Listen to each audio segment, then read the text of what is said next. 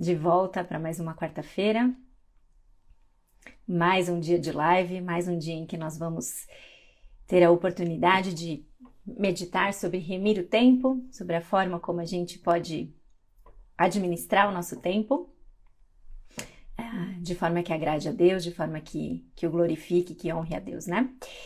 Muito bem, semana passada foi muito gostoso receber o retorno de vocês em relação à nova série. E uma coisa que aconteceu muito foi bastante gente pedindo para mim para revisar aquela questão do planejamento com margem, né? O que significava aquilo? Eu entendi, mas eu não sei se eu entendi direito. Então, o que era isso afinal? E vamos lá, eu vou retomar isso como eu já tinha proposto. Quando a gente fala de planejar com margem, o que o médico que o Kevin DeYoung cita diz é que margem é aquele espaço que existe entre aquilo que a gente precisa fazer e os nossos limites. Então, é aquele espaço que fica entre os nossos desejos e os nossos afazeres e os nossos limites. E que planejar com margem significa que a gente se planeja para menos do que os nossos limites. Então, a gente coloca uma lista de afazeres de tal forma que ainda seja menos do que a gente tem a capacidade de assumir durante a semana. Porque dessa forma, planejando com margem, a gente abre um espaço para o não planejável, para os planos B, para aquelas questões que a gente não previa e que eventualmente acontecem. Então, isso é planejar com margem. E por que eu falei sobre planejar com margem daquela primeira vez? Porque quando a gente não planeja com margem e o não planejável acontece, a primeira coisa que vai embora é a nossa alegria. A gente não é capaz de viver com alegria quando a gente está totalmente preso por compromissos a mais e coisas extras que a gente assumiu, tá? Então, isso é o planejar com margem. E eu devo dizer que essa questão de planejar com margem me pegou na providência divina em cheio ontem, porque eu tinha planejado todo o meu dia para fazer algumas coisas, inclusive fora de casa, que eu precisava fazer, e de repente eu fui pega de surpresa por um cano estourado no banheiro que deu início a um dilúvio que eu não sei explicar como que pode de um caninho pequeno jorrar tanta água, com tanta pressão, com tanta força. Foi um negócio meio assustador e, de repente, todos os meus planos foram literalmente pelo ralo e eu tive que ficar aí umas 4 horas, no mínimo, em cima disso. Então, foi tudo muito pesado e me fez lembrar realmente o quanto a importância da gente planejar com margem, porque quando eventos dessa natureza acontecem, a gente fica, se estiver com a corda no pescoço, fica ainda mais estressado do que a gente deveria ou poderia ficar, né? Então, são questões cotidianas, mais uma dessas que Deus me ensina, no sentido de que, olha, tá vendo só? Você precisa planejar com margem, porque senão a sua alegria é a primeira a ir embora. Mas enfim, isso foi apenas uma revisão da semana passada, com base naquilo que vocês me pediram nos comentários, então fique aí esse review do que é o planejar com margem. Agora eu vou fazer aquele teste novamente de desativar os comentários e ver se ele vai apagar ou não à medida que eu vou falando, mas vamos seguir. Então, na semana passada, a gente viu que uma vida demasiadamente ocupada, uma vida super ocupada, super atarefada, não significa ser produtivo. E por isso a ideia para hoje é responder aquela questão. Afinal de contas, o que é então administrar bem o tempo? O que é você ser produtivo e não ser super ocupado? E essa é uma pergunta que a gente tenta e busca responder. E acho que um bom ponto de partida para isso é a definição que o pastor Tim Challies apresenta no seu livro Faça Mais e Melhor, um guia prático para a produtividade. E ele diz o seguinte: produtividade é administrar os seus dons, talentos, tempo, energia e entusiasmo com eficácia pelo bem das pessoas e para a glória de Deus. Eu vou falar mais uma vez. Produtividade é administrar os seus dons, talentos, tempo, energia e entusiasmo com eficácia pelo bem das pessoas e para a glória de Deus. Eu gosto bastante dessa definição, porque ela chama a gente a dedicar toda a nossa vida para glorificar a Deus. Ou seja, para eu ser produtiva, não basta só eu saber administrar o meu tempo. Ou, como a gente viu na semana passada, não basta só a gente saber se administrar ou administrar-se a si mesmo no que diz respeito somente ao uso do tempo. É preciso entender que não é só o tempo que conta na produtividade, mas a minha energia também tem que estar direcionada de uma forma que agrade a Deus. Os meus dons e os meus talentos têm que ser utilizados nessa direção. E o nosso entusiasmo, então, ele tem que ser vivo e ativo nesses dons e talentos que a gente recebeu. Porque a gente busca, então, nesse conceito cristão de produtividade, atingir um único objetivo maior, que é glorificar a Deus fazendo o bem às pessoas. Esse é o nosso propósito. Com eficácia pelo bem das pessoas e para a glória de Deus. Isso nos leva ao nosso propósito. Nós cumprimos o nosso propósito quando nós glorificamos a Deus e fazemos o bem às pessoas. Então, aqui tem um princípio que é muito importante a gente gravar quando fala de utilizar o nosso tempo, ou de ser produtivo. Administrar o nosso tempo é para que, com o uso adequado dele, Deus seja glorificado e a gente possa servir aos outros com mais eficácia. E aí nisso também reside toda a importância da gente pensar em remir o tempo, em administrar bem o nosso tempo. Não é por causa de nós, é por causa de Cristo. É para glorificar a Deus e fazer o bem para as pessoas.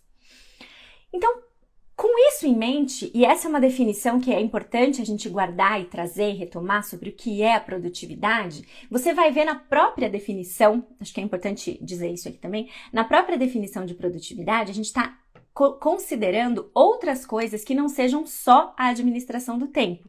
Só que o foco dessa série, ele não é exclusiva, ele não é tanto a produtividade, assim o uso que a gente faz do nosso tempo, que vai influenciar diretamente na produtividade. Mas se eu fosse falar sobre produtividade, eu não falaria só sobre o tempo, eu falaria sobre várias outras coisas. Mas a gente vai se deter à questão do uso do nosso tempo e da forma como a gente direciona isso para uma vida produtiva. E quem nos ensina sobre a administração do tempo debaixo dessa definição de produtividade na Bíblia? Nós temos um exemplo infalível, supremo nesse quesito. E quando eu falo sobre um exemplo infalível e supremo, você já deve imaginar que eu só posso estar falando de uma pessoa na Bíblia. Sim, Jesus. Jesus foi o nosso exemplo maior de alguém que sabia muito bem administrar o seu tempo. E se você pensar no conceito de produtividade que a gente acabou de ver, a gente também pode dizer que ele foi uma pessoa extremamente produtiva, porque ele usou os seus dons, os seus talentos e habilidades com energia e entusiasmo para glorificar o seu Pai e para servir os outros. Ele foi muito ocupado, enquanto ele exerceu o seu ministério na Terra, mas ele também administrava muito bem o seu tempo. Então, estar super ocupado não significa não saber administrar bem o tempo. Inclusive, quando a gente é muito ocupado, e é o que Deus nos chama a fazer, é que a gente precisa tanto de entender quais são os princípios bíblicos nessa administração. Então vamos lá, abra sua Bíblia em Marcos, capítulo 1, e a gente vai ler dos versículos 35 a 39. Marcos, capítulo 1, versículos 35 a 39.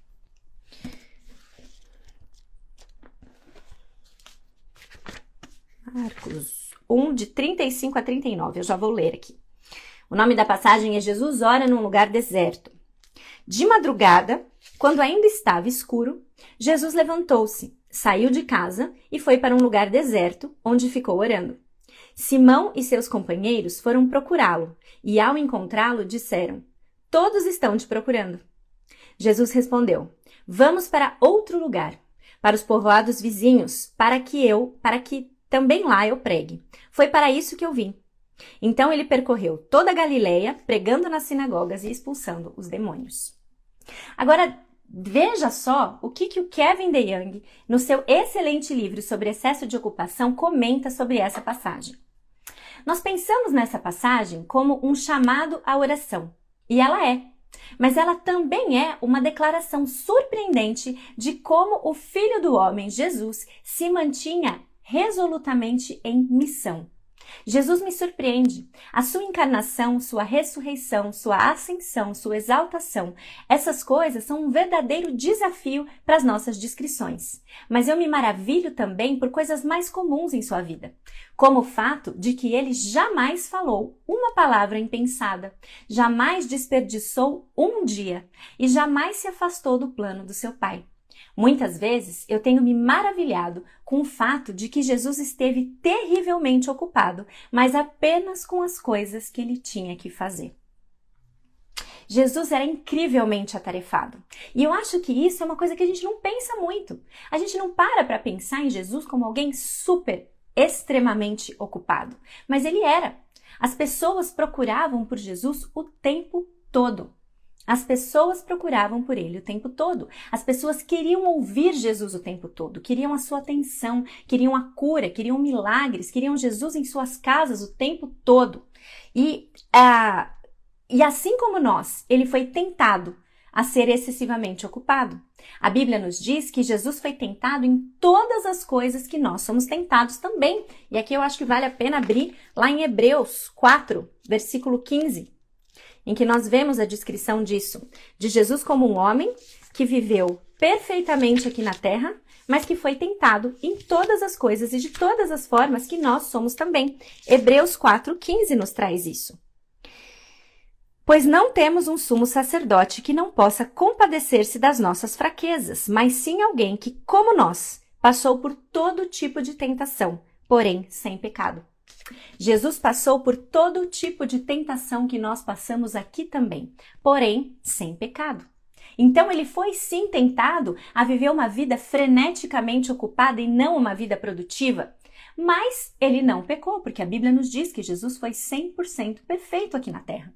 Então se ele foi perfeito e não pecou, como que Jesus fez isso? Como que ele deu conta de fazer tudo aquilo, de atender todas as solicitações? E aí a gente vai ver que ele não atendeu todas as solicitações, mas como que ele deu conta de fazer tudo isso? E aí é o Kevin DeYoung, de novo, que vai colocar de uma forma bastante certeira que Jesus entendia que todas as coisas boas que ele podia fazer não eram necessariamente as que ele deveria fazer.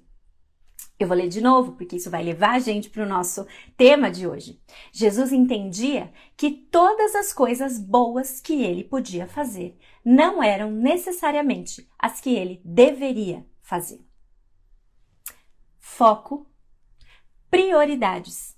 Não vai ter como a gente falar de uma conversa sobre remir o tempo sem entrar nesse assunto logo de cara, sem falar de prioridades. Jesus era ocupado. Ele era muito ocupado, mas ele era focado na sua missão. Ele deixou, em alguns momentos, de curar pessoas. Isso é uma coisa que assombra a gente às vezes. Deixou de curar pessoas, deixou de pregar em alguns lugares, porque ele tinha uma missão maior e ele foi para ela. Ele era focado na missão que foi determinada para o seu pai fazer. Determinada pelo seu pai para ele fazer. Administrar bem o nosso tempo significa saber quais são as nossas prioridades e manter-se fiel a elas no nosso planejamento, na organização dos nossos dias. A telinha continua ficando escura. Não dá para ter qualquer conversa sobre remir o tempo sem falar sobre prioridade como ponto de partida. Não tem jeito. E aí, para fazer um estilo naná de conversa de prioridade, o dicionário define prioridade de uma forma que já nos ensina muita coisa. Porque a gente tem as nossas ideias sobre o que significa, mas olha só, 3 definições que o dicionário traz sobre prioridade. Primeira, prioridade é uma condição ou estado de primeira, antecedência no tempo e na ordem. Segunda definição, condição do que está em primeiro lugar, em urgência ou necessidade. Isso é prioridade. Condição do que está em primeiro lugar, em urgência ou necessidade. E a terceira, direito ou possibilidade legal de falar primeiro ou ser atendido em primeiro lugar. Preferência, primazia. Já é uma definição que traz muito para nós em relação àquilo que a gente deve considerar e viver como as nossas prioridades. Com toda certeza, um dos principais vilões na administração do nosso tempo que nos leva a ter agendas frenéticas, super ocupadas e não produtivas é a falta de prioridade ou a desorganização delas. A gente pode investir um tempão fazendo um monte de coisa, mas se elas forem as coisas erradas, nosso tempo está sendo roubado e poderia ser muito mais aproveitado fazendo coisas que realmente importam. Muito possivelmente menos coisas, mas as coisas que realmente importam. Então, ao contrário do que a gente pensa, não é o excesso de coisas que a gente faz que nos torna produtivo, mas sim fazer as coisas certas, com todo o nosso entusiasmo, com toda a nossa energia, buscando glorificar a Deus e fazer o bem às pessoas. E é por isso que a gente precisa definir as nossas prioridades e ser realista com uma coisa, que é essencial aqui. As nossas prioridades, pela própria definição dela, devem receber primazia. Prioridade recebe primazia. E primazia é o melhor de nós, é a maior parte. E a gente precisa ser fiel também, ou honesto, no sentido de que muitas vezes a gente declara quais são as nossas prioridades. A gente declara quais são elas, com base nos nossos valores, com base naquilo que a gente crê, que a gente acredita, mas a hora que a gente olha para a nossa vida e a gente olha para a forma como a gente está gastando o nosso tempo, tem alguma coisa que não está alinhada, alguma coisa não está batendo. A gente diz que as nossas prioridades são X, Y, Z, mas a gente vive de acordo com completamente outras coisas que têm recebido a nossa primazia no lugar. Então não adianta a gente só declarar e fazer uma declaração de missão em relação a quais são as nossas prioridades. E eu tô falando isso realmente como alguém que precisou pensar demais a respeito disso, em relação àquilo que você fala que é prioridade e aquilo é a forma como você vive. E o que tem sido a prioridade realmente. O que tem recebido a melhor parte sua? A maior parte do seu tempo, seu maior investimento em termos de energia, de entusiasmo, de esforço. Nós precisamos ser honestas em relação a isso, porque prioridade é uma forma que a gente vive, não algo que a gente declara como um ideal. Isso é muito importante para nós. E para definir as nossas prioridades, a gente precisa se lembrar que o nosso propósito, então, é glorificar a Deus ao praticar o bem às pessoas. Isso é, no fundo, e essa é uma frase que eu coloquei para vocês um pouquinho antes da série começar. No fundo, eu até posso encarar a expressão remindo o tempo como um chamado para gerenciar melhor o meu tempo. Mas, na verdade, quando eu coloco esse propósito em perspectiva, remir o tempo é muito mais um chamado para a gente ser santo, para a gente desenvolver a santificação na nossa vida e viver com santidade, do que para a gente desenvolver os 7 hábitos das pessoas mais efetivas. É diferente.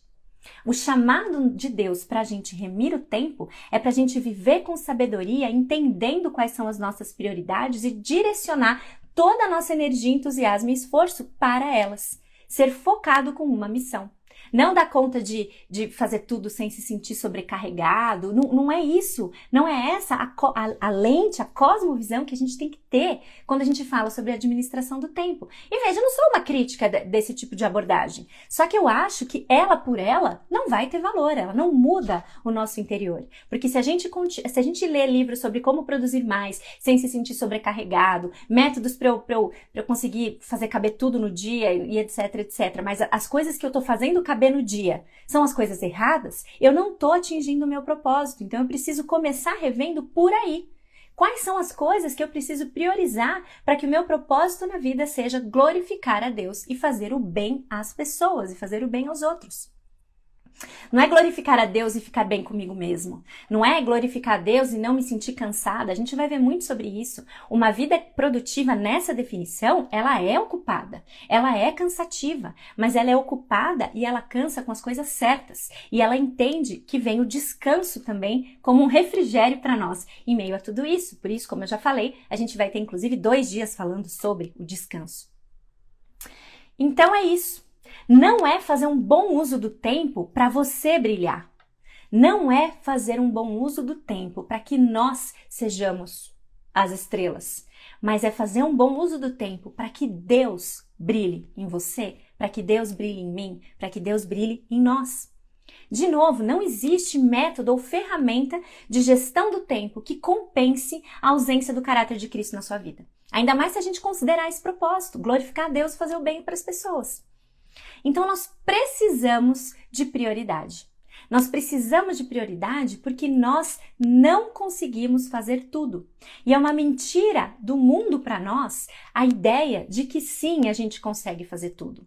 E a gente falou um pouquinho sobre isso, inclusive, lá na primeira temporada. Depois eu vou colocar o episódio para revisão de conteúdo para vocês. Mas quando a gente falou lá na Deus Incomparável sobre onipresença, Deus é onipresente e nós não somos. E nós tentamos ser onipresentes quando a gente cai nessa cilada que a tecnologia principalmente tem trazido para nós, de nos fazer acreditar que é possível a gente estar em todos os lugares ao mesmo tempo e fazer várias coisas ao mesmo tempo. A gente não consegue. Só que aí a gente cai nessa cilada e a gente começa a acreditar que é possível sim eu trabalhar 14, 16 horas por dia e ainda assim estar presente na vida dos meus filhos, porque eu tenho no celular o aplicativo de câmeras e eu consigo ver o tempo todo o que eles estão fazendo em casa ou na escola. Você não está lá. Você não está lá. Ah, então é possível sim que eu consiga dar uma aula aqui enquanto eu também estou resolvendo uma coisa aqui, porque afinal de contas é só eu mutar o microfone, eu desligo a câmera, desligo o microfone e aí eu consigo estar na reunião e consigo estar lá. Você não está em nenhum lugar e nem no outro. E muitas vezes é o que acaba acontecendo com a gente. A gente acha que a gente consegue dar conta de tudo e nada recebe a primazia. Nada é prioridade, porque a gente está tentando fazer muita coisa caber. E eu dei 2 exemplos que me fizeram pensar e repensar muito na minha própria vida, mas você pode dar o que você quiser de exemplo, para você imaginar ou se lembrar da verdade de que Deus é onipresente, mas nós não somos. E nós só conseguimos estar em um lugar por vez. E quando a gente divide as nossas atenções para tentar estar em todos os lugares ao mesmo tempo, a gente não está em nenhum direito. Por isso é importante a gente pensar nisso. E as mulheres têm caído, de forma particular, as mulheres têm caído muito direitinho nessa mentira de que a gente consegue fazer tudo. A gente tem aquele estereótipo da mulher polvo, mulher guerreira, mulher maravilha, que dá conta de tudo. E isso nos inflamou e fez o nosso coração brigar pela imagem de alguém que consegue sim ser boa mãe, boa esposa, boa profissional, boa isso, boa aquilo, boa aquilo, boa aquilo. E veja, boa em várias coisas boas. A gente não está falando de você inflar o seu tempo com coisas ruins. A gente não entrou nisso. A gente está falando de coisas que são boas, mas que para que elas caibam e você cumpra o seu propósito, muitas coisas boas provavelmente não vão caber na sua vida. Isso é assunto da próxima semana. Mas já é um spoilerzinho que não tem como a gente falar sobre prioridade sem falar sobre o que sai. E na semana que vem a gente vai ter que refletir um pouquinho sobre o que sai. Mas enfim. A gente precisa se deparar com essa realidade dolorosa e implacável, sim.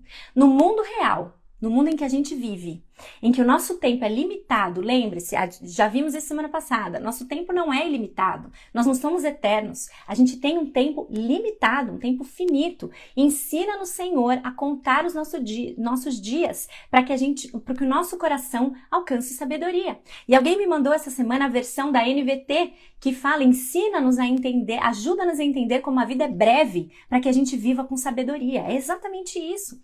Quando a gente entende e traz para nós a clareza de que o nosso tempo é limitado e finito, a gente precisa saber discernir entre o que é bom e o que é melhor e escolher o que é melhor. A gente precisa discernir o que é bom e o que é melhor e focar a nossa vida, a nossa missão entre aquilo que é realmente melhor.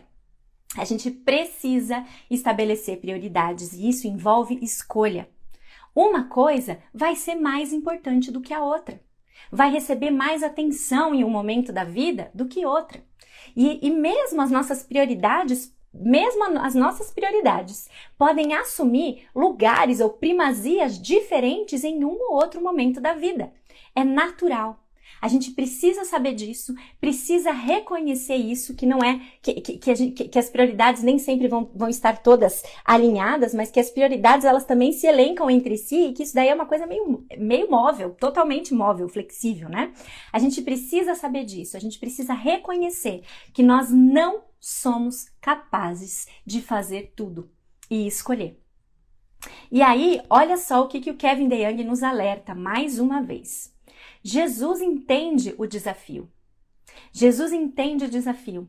Ele viveu sob as exigências implacáveis e pressões incríveis que ele tinha naquela época. E ele também sabia que se ele quisesse realizar os propósitos de Deus para ele teria que abrir mão de 10.000 bons propósitos que outras pessoas tinham para sua vida. Aqui só um pequeno parênteses de uma frase que eu gosto tanto, que ela está impressa e colocada na frente do meu computador na Unicamp. E a frase diz o seguinte: se você não definir as prioridades da sua vida, outra pessoa vai fazer isso. Se a gente não define as prioridades da nossa vida, outra pessoa vai fazer isso por nós. E é exatamente aquilo que ele está falando aqui no exemplo de Jesus. Ele teve que, para ele realizar os propósitos de Deus, os propósitos do seu Pai, ele teve que abrir mão de 10.000 outras coisas boas, outros bons propósitos que outras pessoas tinham para a vida dele. Então, se a gente não estabelece as prioridades da nossa vida, outra pessoa vai colocar as prioridades pra gente, vai colocar aquilo que a gente precisa se ocupar mais. Então, a gente precisa tomar cuidado com isso. Com isso, fecha parênteses, volta para a citação do Kevin DeYoung, que é a seguinte: o Filho de Deus não poderia atender todas as necessidades ao seu redor. Ele tinha que se afastar para orar, ele tinha que comer, ele tinha que dormir, ele tinha que dizer não. E se Jesus teve que viver com limitações humanas, nós seremos muito tolos se pensarmos que nós não precisamos. E aí o que pega demais para mim aqui: as pessoas deste planeta que acabam fazendo nada são as que jamais perceberam que elas não poderiam fazer tudo. As pessoas deste planeta que acabam fazendo nada são as que jamais perceberam que elas não poderiam fazer tudo. Nós precisamos de prioridade. E nós precisamos que as nossas prioridades sejam honestas e que elas recebam a primazia. E quem é que determina as nossas prioridades? Então eu vou sair daqui falando, bom, então a primeira prioridade minha sou eu, né? Que se eu não estiver bem, como é que eu vou fazer as outras coisas? Então a primeira prioridade sou eu, então com isso sou eu nisso, eu naquilo. Quem que determina as nossas prioridades? A palavra de Deus. É a Bíblia que determina quais são as nossas prioridades. E muitas vezes a gente tem caído no engano de achar que quem determina as nossas prioridades, ou porque a gente não as estabelece com as lentes da palavra de Deus, a gente cai nas prioridades que as pessoas ao nosso redor têm. Então a gente vê o que a sociedade está falando que é o principal e a gente segue o fluxo. E aí depois a sociedade muda e começa a falar outra coisa e a gente volta para outro fluxo de novo. Ou então a gente cai nas prioridades que o grupo do Ministério da União Feminina Missionária da nossa igreja diz que nós devemos ter. E veja, não tenho nenhum problema com a União Feminina Batista, sei lá que denominação sua, missionária da sua igreja tenha. Mas o que determina as nossas prioridades não são o que os outros determinam que elas têm que ser, mas sim o que a palavra de Deus nos diz que ela precisa ser. Então, também não é ninguém que determina as suas prioridades. Você pode dar o exemplo que você quiser, não vai ser essa pessoa. Seja ela boa, seja ela a editora de uma revista dessas de salão de beleza. Não é nenhuma delas. O que determina as nossas prioridades são a palavra de Deus. E é por isso que a gente precisa conhecê-las biblicamente, para que a gente avalie a nossa vida e veja o que realmente tem recebido a primazia sobre a nossa vida. Prioridades. E eu gosto muito nessa visão de prioridades e de que elas têm a primazia, mas muitas vezes isso acontece de formas diferentes. Quem diz isso muito bem é a Carolyn McCulley. Eu não tô achando o livro dela aqui agora, nesse momento. Achei, peraí. Esse livro aqui, que se você ainda não leu, você também precisa ler mais um. Mulher Cristã Bem-Sucedida, redefinindo biblicamente o trabalho dentro e fora do lar. Ela vai trazer uma alusão extremamente interessante sobre essa questão de prioridade. Ela se baseia lá em Mateus 25, na parábola dos talentos, e fala que nós devemos fazer, o que Deus espera é que os talentos que Ele colocou na nossa mão, e Ele dá a cada um conforme a sua boa vontade. Se você lembrar lá na parábola, não recebeu todo mundo a mesma coisa. Cada um recebeu uma quantidade diferente, de acordo com a soberania e a vontade do seu Senhor. E o que Deus espera? É que independente dos talentos que Ele te deu, ou daquilo que Ele colocou na sua mão, que você faça um bom uso dele para a glória de Deus. E aqui no nosso exemplo também, para o serviço do outro também. Então, quando a gente recebe, ela nos coloca como investidoras. E aí, o que ela diz? Deus coloca várias coisas diferentes para você, vários talentos, habilidades, só que muitas vezes não é possível que você invista em todos eles ao mesmo tempo. Então, o que você precisa fazer? Escolher com sabedoria. Quais talentos precisam de maior atenção sua agora? E aí você vai investir naquilo agora porque aquilo merece a primazia, mas isso não significa que você vai deixar os outros para lá para sempre. Mas naquele momento existem coisas que precisam da primazia. E aí você vai investir mais do seu tempo, mais da sua energia, do seu entusiasmo para servir a Deus e glorificar eu ia falar servir a Deus e glorificar o próximo, é o contrário. Pra gente glorificar Deus e servir ao próximo com aquilo que Ele nos deu. E depois de algum tempo, a gente olha e fala assim, bom, agora acho que eu consigo investir nisso aqui também. E assim a gente vai usando cada uma das coisas que Deus nos deu, de formas, em momentos da vida diferentes, com energia diferentes em diferentes estágios da vida, mas buscando sempre usar cada um deles para a glória de Deus. E isso é muito individual, e é por isso que a Bíblia tem que ser a nossa lente, não a vida do outro, não o que fulano e fulano faz. Então eu gosto bastante dela nesse sentido e acho que encerra bem, porque nós temos prioridades, precisamos pensar em quais são elas, precisamos reconhecer que mesmo dentro delas existem coisas que vão merecer a nossa primazia também, em determinados momentos da vida, e que a gente tenha a sabedoria de equilibrar isso, buscando sempre o nosso propósito maior, que é manejar tudo aquilo que a gente tem, nosso tempo, energia, entusiasmo, dons, habilidades, talentos, com eficácia, para o bem das pessoas e para a glória de Deus. Deixa eu voltar vocês aqui. Muito bem.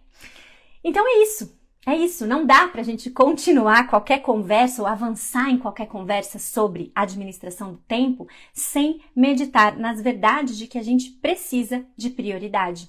Eu li uma vez, acho que foi o Francis Chan que eu li, que disse o seguinte, o que eu mais tenho medo na vida não é do fracasso, mas de ser bem-sucedido em algo que não importa.